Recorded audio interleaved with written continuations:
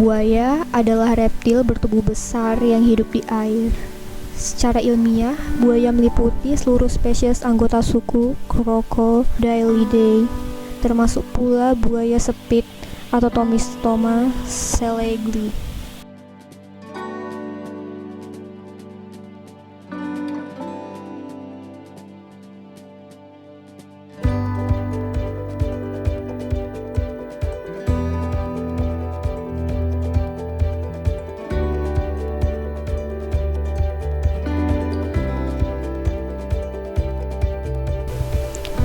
Meski demikian, nama ini dapat pula dikenakan secara longgar untuk menyebut buaya, alligator, kaiman, dan caviar, yakni kerabat-kerabat buaya yang berlainan suku.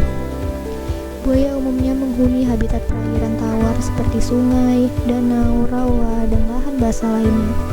Namun ada pula yang hidup di air payau seperti buaya muara.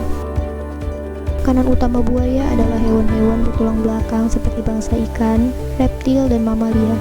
Kadang-kadang juga memangsa moluska dan krustasea. Bergantung pada spesiesnya, buaya merupakan hewan purba yang hanya sedikit berubah karena evolusi semenjak zaman dinosaurus.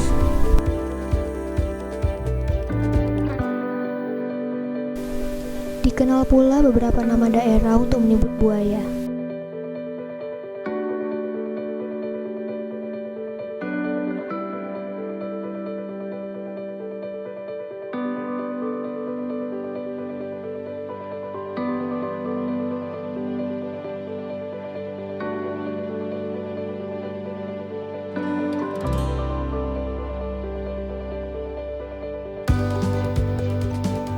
Dalam bahasa Inggris, buaya dikenal sebagai crocodile.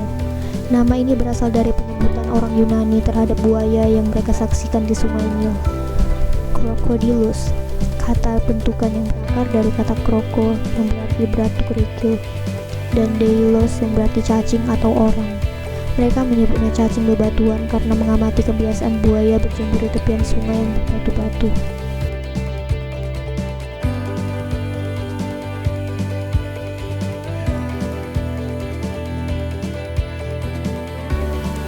Di luar bentuknya yang purba, buaya sesungguhnya merupakan hewan melata yang kompleks. Tak seperti lazimnya reptil, buaya memiliki jantung beruang 4, sekat rongga badan atau diafragma, dan cerebral cortex. Pada sisi lain, morfologi luarnya memperlihatkan dengan jelas cara hidup pemangsa akuatik. Tubuhnya yang streamline memungkinkan untuk berenang cepat.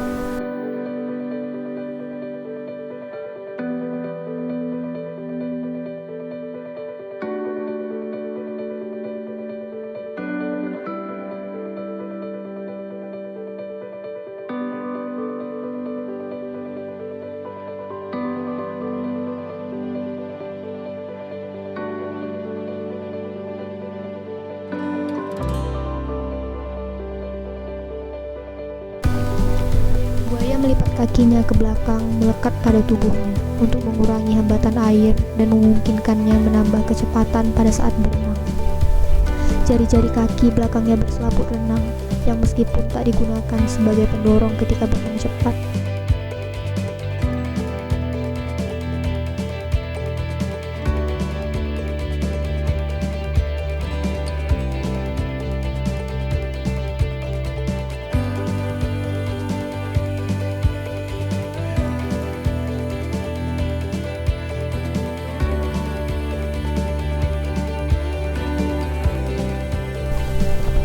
Buaya dapat bergerak dengan sangat cepat pada jarak pendek, bahkan juga di luar air. Binatang ini memiliki rahang yang sangat kuat, yang dapat menggigit dengan kekuatan luar biasa, menjadikannya sebagai hewan dengan kekuatan gigitan yang paling besar. Gigi buaya runcing dan tajam, amat berguna untuk memegangi mangsanya. Buaya menyerang mangsanya dengan cara menerkam sekaligus menggigit mangsanya itu, kemudian menariknya dengan kuat dan tiba-tiba ke air.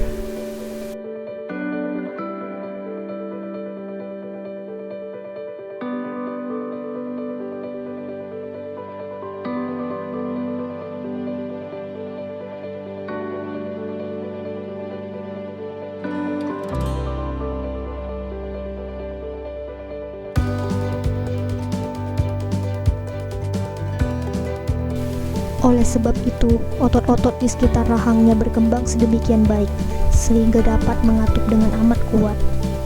Mulut yang telah mengatup demikian juga amat sukar dibuka, serupa dengan gigitan topet.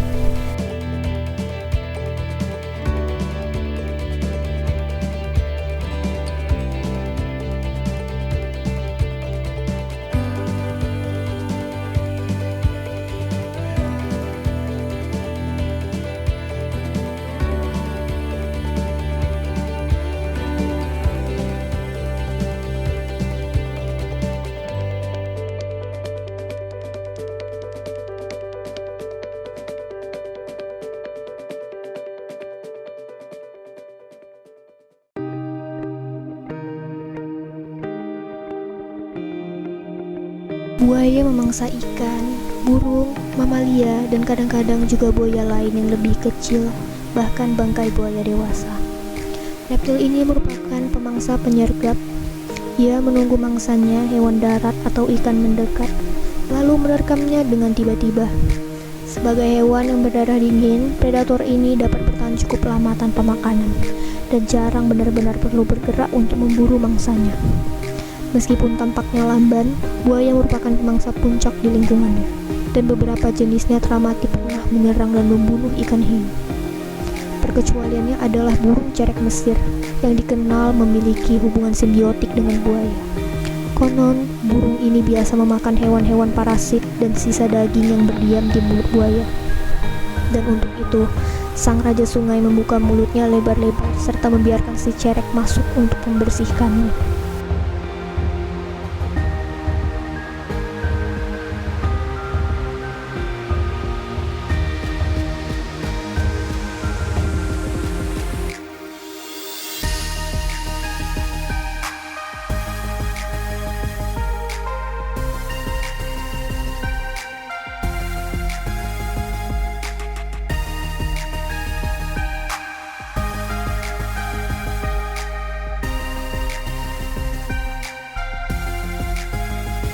Selain memakan daging, 13 dari 23 spesies buaya kini diketahui juga memakan buah.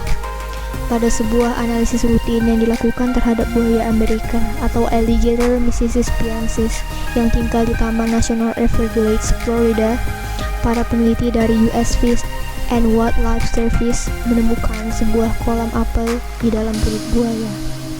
Tahun 2012, seorang peneliti dari Asia Tenggara juga melihat seekor buaya siam melahap semangka. Pada musim kawin dan bertelur, buaya dapat menjadi sangat agresif dan mudah menyerang manusia atau hewan lain yang mendekat. Di musim bertelur, buaya amat buas menjaga sarang dan telur-telurnya. Induk buaya betina umumnya menyimpan telur-telurnya dengan dibenamkan bawah gundukan tanah atau pasir bercampur dengan serasah dedaunan.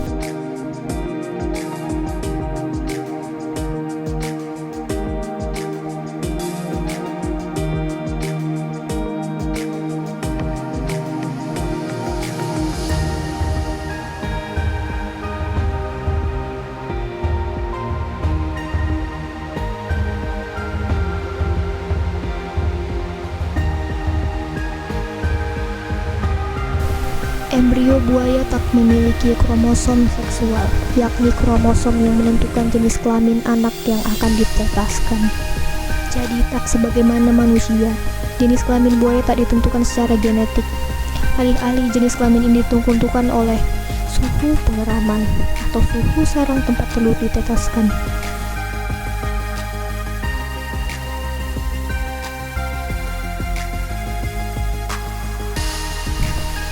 Buaya ditengarai memiliki insting untuk kembali ke tempat tinggalnya semula, atau homing instinct.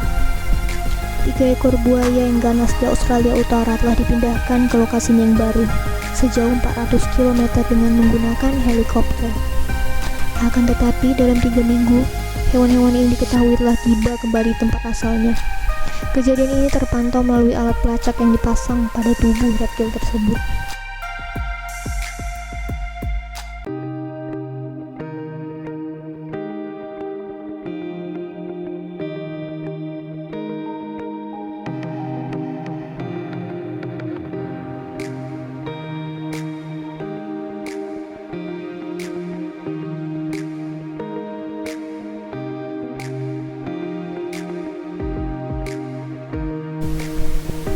Tidak ada cara yang meyakinkan untuk menghitung umur buaya, selain dengan mengetahui waktu penetasannya dahulu. Meskipun ada beberapa teknik yang telah dikembangkan, metode yang paling umum digunakan untuk menaksir umur hewan ini ialah dengan menghitung lingkaran tumbuh pada tulang dan gigi. Tiap-tiap lapis lingkaran menggambarkan adanya perubahan pada laju pertumbuhan, yang mungkin disebabkan oleh perubahan musim kemarau dan hujan yang berulang setiap tahun.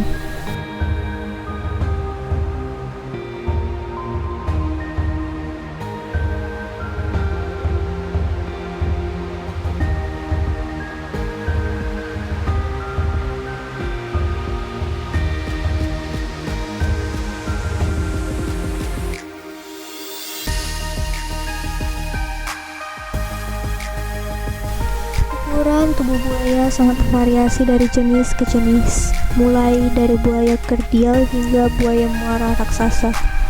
Spesies bertubuh besar dapat tumbuh lebih panjang dari 5 meter dan memiliki berat melebihi 1.200 kg. Walaupun demikian, bayi-bayi buaya hanya berukuran sekitar 20 cm tatkala menetas dari telur. Spesies buaya terbesar adalah buaya muara, yang hidup di wilayah Asia Tenggara hingga ke Australia Utara.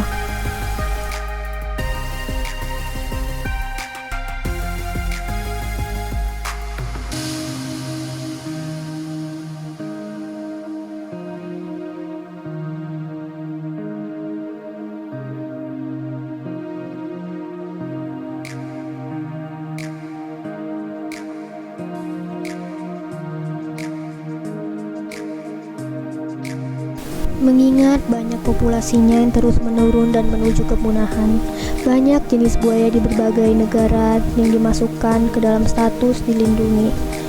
4 jenis buaya yang ada di Indonesia yakni Crocodylus novae atau buaya irian, Porosus atau buaya muara, Siamensis buaya Siam, dan Thomistomas legli atau buaya sinyulong telah dilindungi oleh undang-undang.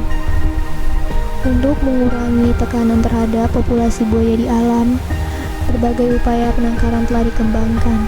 Buaya muara dan buaya nil adalah jenis-jenis yang paling banyak ditanggarkan. Penangkaran buaya muara cenderung meningkat, terutama di Australia. Di Indonesia pun telah banyak dilakukan upaya penangkaran buaya ini, meskipun masih setengah bergantung ke alam, mengingat stok buaya yang dipelihara masih mengandalkan pemungutan telurnya dari alam untuk kemudian ditetaskan dan dibesarkan di penangkaran.